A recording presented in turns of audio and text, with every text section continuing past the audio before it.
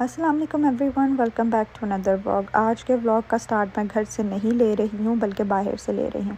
मैंने सोचा आप लोग हर वक्त मेरा किचन और किचन के काम देख कर कहीं बोर ही ना हो जाएं, तो आज सोचा थोड़ी सी जर्मनी की आबो हवाई फ़ील करवाती हूँ। मुझे लिया के लिए कुछ स्नैक्स लेने थे और मेरे किचन टावल भी काफ़ी टाइम से पेंडिंग थे वॉश होने के लिए। उन पर कुछ बहुत स्टबर्न स्टेन्स थे, तो मुझे एक ऐसा स्टेन रिमूवर चाहिए था जो उन स्टेन्स को ख़त्म कर दे। जो लोग जर्मनी में रहते हैं उनको तो डीएम का पता ही होगा, लेकिन जो जर्मनी में नहीं रहते उनको मैं बताती चलूँ कि डीएम एक ऐसा ड्रग स्टोर है जहाँ पे हर मर्ज़ का इलाज आपको मिल जाता है। आजकल अलेहा का current obsession by the way ये फ्रूट चिप्स हैं, तो मैंने स्ट्रॉबेरी और मैंगो चिप्स लिए, साथ में कुछ क्रैकर्स और वॉफल्स भी उसके लिए। मैं ऑनेस्टली उसके लिए स्नैक्स चूज़ करते हुए थोड़ी सी कॉन्शियस होती हूँ। ऑब्वियसली मैं ये नहीं कहती कि मेरी बेटी हर वक्त 100% हेल्दी ही खाती है, but I try to make healthy choices for her. अब मैं आ गई हूँ क्लीनिंग सेक्शन में, जो मेरा फेवरेट है। जर्मनी में आने के बाद आई डोंट नो व्हाई, लेकिन मुझे क्लीनिंग एसेंशियल्स कलेक्ट करने का बहुत ज़्यादा ऑब्सेशन हो गया है। चैट जीपीटी पे सर्च करने के बाद उसने मुझे एक स्टेन रिमूवर का बताया, मैंने वो ले लिया। अब घर जाकर मैं चेक करूँगी कि क्या ये वाकई वर्थ इट था या नहीं। अब यहाँ पे रैंडमली मैं कुछ आफ्टर सन लोशंस चेक कर रही थी, but I was really sceptical क्योंकि मेरी स्किन टाइप थोड़ी डिफरेंट है, तो मुझे था कि पता नहीं it will work on me और नॉट। फिर यहाँ से मैंने बस एसेंशियल चीज़ें ग्रैब की और फ़ौरन मैं घर चली गई। अब फिर से आ जाते हैं मेरे किचन में। बीइंग अ वुमन मेरा 60% ऑफ द डे किचन में ही गुजरता है। अब आप सोच रहे होंगे कि हमारा भी आधा दिन किचन में ही गुजरता है, फ़ारिग होकर बैठे हैं तो फिर किसी और का किचन क्यों देखें।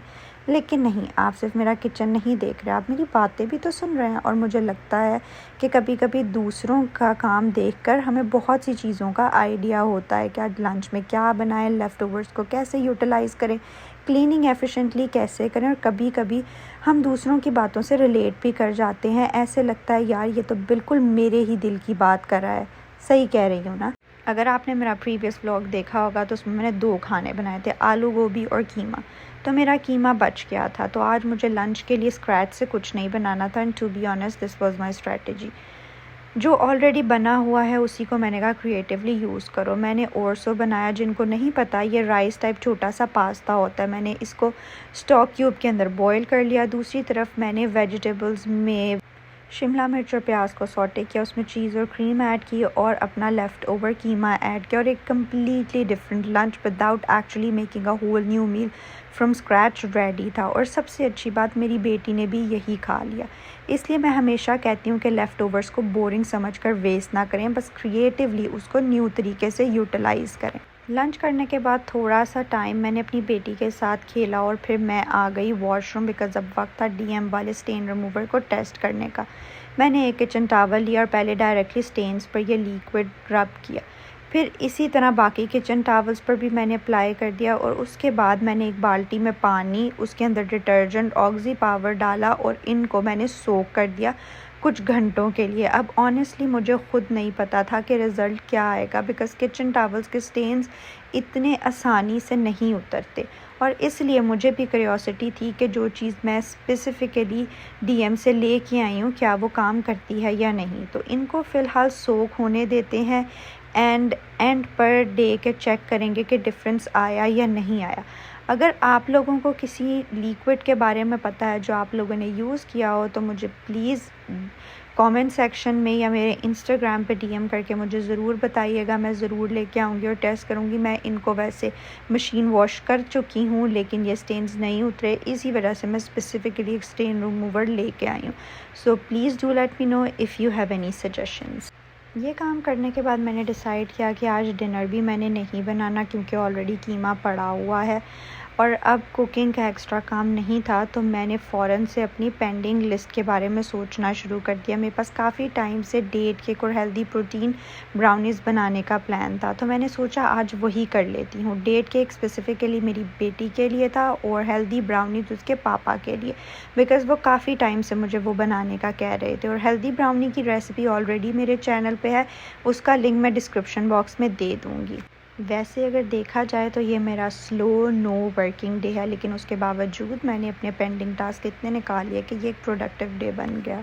ये वॉइस ओवर करते हुए मेरे जहन में एक बहुत ज़रूरी बात आ गई। ये बात मैंने बहुत दफ़ा सुनी है और आई एम श्योर आप लोगों ने भी सुनी होगी। हमने भी तो अपने बच्चों को ऐसे ही बड़ा किया, हमें तो कुछ नहीं हुआ, ना ही हमारे बच्चों को हुआ। और ऑनेस्टली मुझे लगता है जनरेशन की पेरेंटिंग स्टाइल्स में नेचुरली बहुत ज़्यादा डिफरेंस आ जाता है। हमारे पेरेंट्स और ग्रैंड पेरेंट्स ने जिस तरह हमें बड़ा किया और जिस तरह हम अपने बच्चों को बड़ा कर रहे हैं, दोनों में डिफरेंस है, and that is totally normal. उस वक्त अवेयरनेस इतनी नहीं थी, इंफॉर्मेशन इतनी ईज़िली अवेलेबल नहीं थी, रिसर्च तक एक्सेस नहीं थी। आज हमारे पास इंफॉर्मेशन भी है, अवेयरनेस भी है और रिसर्च भी है, तो ऑब्वियसली हम अपने बच्चों के लिए बेटर चॉइसेस करने की कोशिश करते हैं। और मुझे लगता है एज अ मदर मेरी रिस्पॉन्सिबिलिटी भी है कि मैं अपनी बेटी के लिए जितनी सेफ़ चॉइसेस कर सकती हूँ करूँ। ऑफ़ कोर्स 100% परफेक्ट या 100% हेल्दी लाइफस्टाइल अचीव करना पॉसिबल नहीं है। हम सब ह्यूमंस हैं, कभी बच्चे बिस्किट खाएंगे, कभी चॉकलेट खाएंगे, कभी उनको कुछ और चाहिए। टेक्निकली हेल्दीएस्ट ऑप्शंस नहीं हैं, बट अगर मुझे किसी चीज़ के बारे में पता है कि छोटे बच्चों के लिए वो रिकमेंडेड नहीं है, तो मैं क्यों इंटेंशनली वो चीज़ दूँ। फॉर एग्ज़ाम्पल हम सब ने सुना है कि 1 ईयर से छोटे बच्चे को हनी नहीं देनी चाहिए और फ्रेश काऊ मिल्क को भी सर्टेन एज से पहले अवॉइड किया जाना चाहिए। लेकिन जब आप ये बात किसी को बताते हैं तो अक्सर जवाब मिलता है कुछ नहीं होता, हमने भी तो दिया है, या फिर तुम लोग आजकल की चीज़ों को बहुत ही ज़्यादा मुश्किल बना देते हो। और मुझे लगता है यहाँ एक बहुत इंपॉर्टेंट डिफरेंस समझना चाहिए। जो चीज़ पहले अवेयरनेस की कमी की वजह से होती रही, उसको आज भी रिपीट करना ज़रूरी नहीं है। अगर आपको के पेरेंट्स किसी वक्त किसी चीज़ के बारे में नहीं जानते थे, दैट्स ओके, उनके पास इंफॉर्मेशन नहीं थी, लेकिन आज हमारे पास है, तो हम उसको क्यों ना करें। और ये किसी प्रीवियस जनरेशन को ब्लेम करना बिल्कुल नहीं है, उन्होंने जो उस वक्त बेस्ट था वो किया, हम भी आज जो बेस्ट समझ रहे हैं वो कर रहे हैं। बस डिफरेंस इतना है कि आज हमारे पास ज़्यादा इंफॉर्मेशन है। मुझे सबसे ज़्यादा प्रॉब्लम तब होती है जब किसी मदर को ये कहकर डिस्करेज किया जाता है, हमने ये तो किया था, हमारे बच्चे को तो कुछ नहीं हुआ, तुम भी कर लो। But what work for one child doesn't mean it will work for another. अगर लकीली आपके बच्चे पर किसी चीज़ का नेगेटिव इम्पैक्ट नहीं हुआ, दैट्स ग्रेट, बट इसका मतलब ये नहीं कि हर दूसरे बंदे के लिए भी वो सेफ़ होगा। हर चीज़ को ये कहकर जस्टिफाई करना कि हमने भी तो किया था, बिल्कुल ज़रूरी नहीं है।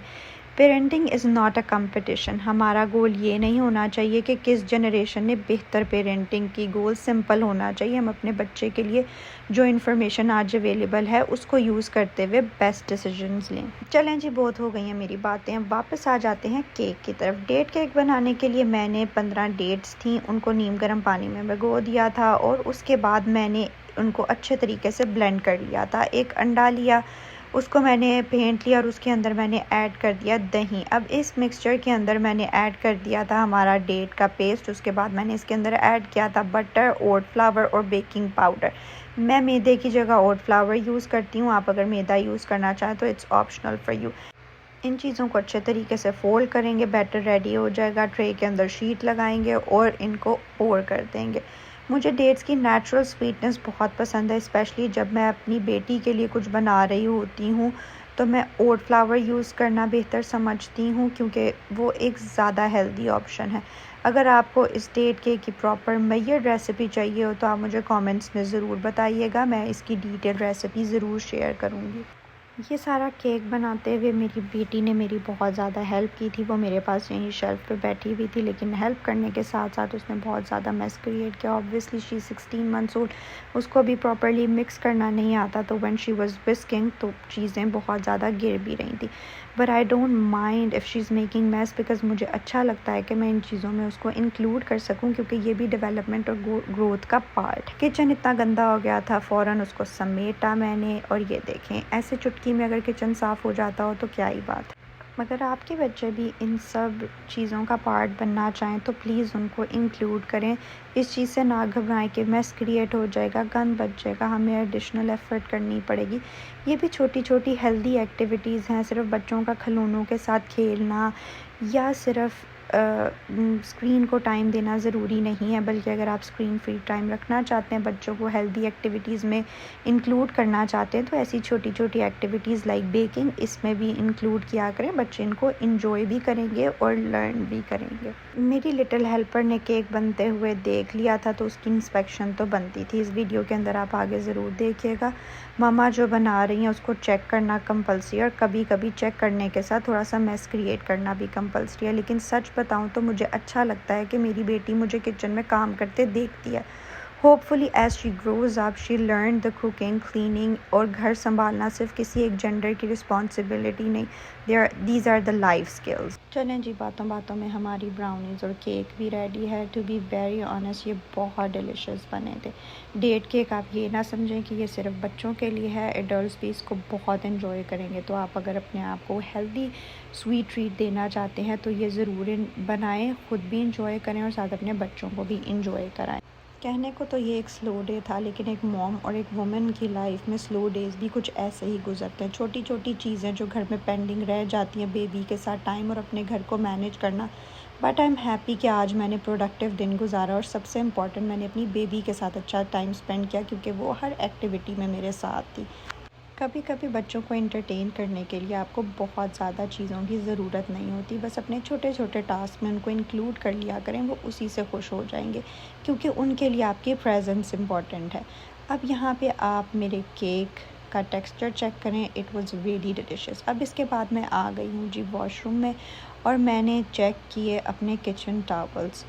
मैंने उनको रब करके भी देखा, लेकिन उनके ऊपर स्टेन्स अभी भी बाकी थे। सो आई डिसाइडेड कि मैं इनको ओवरनाइट जो है वो सोक कर देती हूँ। तो आपको नेक्स्ट वीडियो में बताऊँगी कि क्या रिज़ल्ट आया। अगर आपको मेरी ये वीडियो अच्छी लगी हो तो प्लीज़ इसको लाइक कीजिएगा, अपना फ़ीडबैक कमेंट्स में ज़रूर शेयर कीजिएगा। मिलेंगे नेक्स्ट वीडियो में। अल्लाह हाफ़िज़।